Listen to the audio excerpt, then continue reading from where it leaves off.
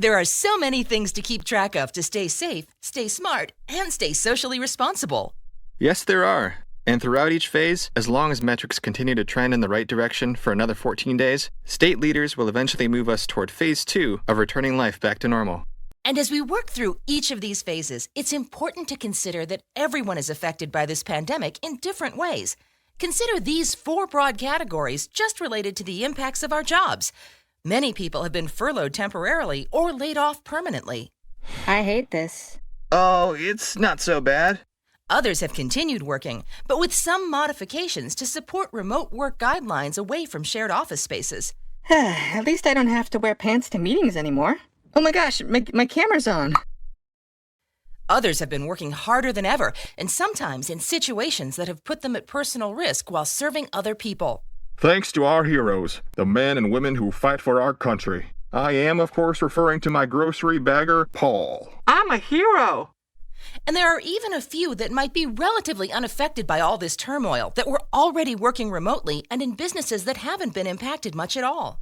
And similarly, different businesses have been impacted in different ways. Some are business as usual, some under light modifications, some with a great strain on both time and resources, and others have shut down altogether.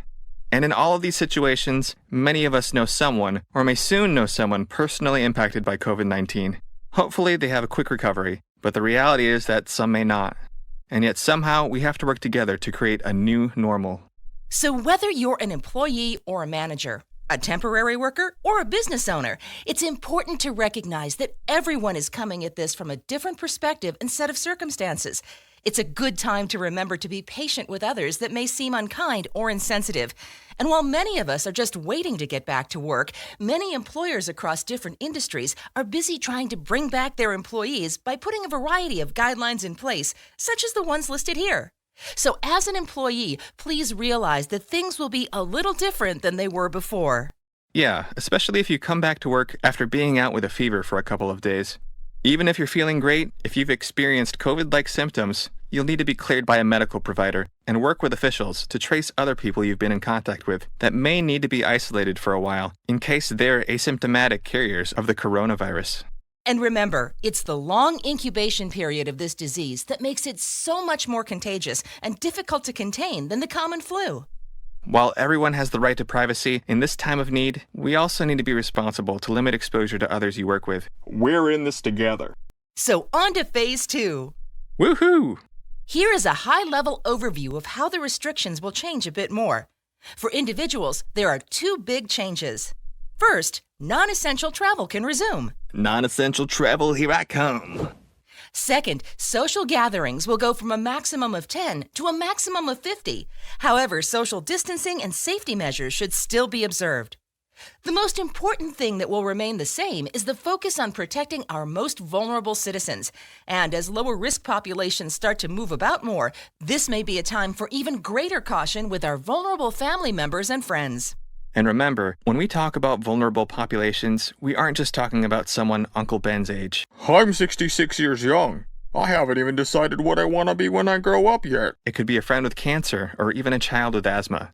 Here's the list of those the CDC recognizes as high risk. Pause for a second to study it. You never know when life might throw you a pop quiz. For employers, non-essential travel can resume.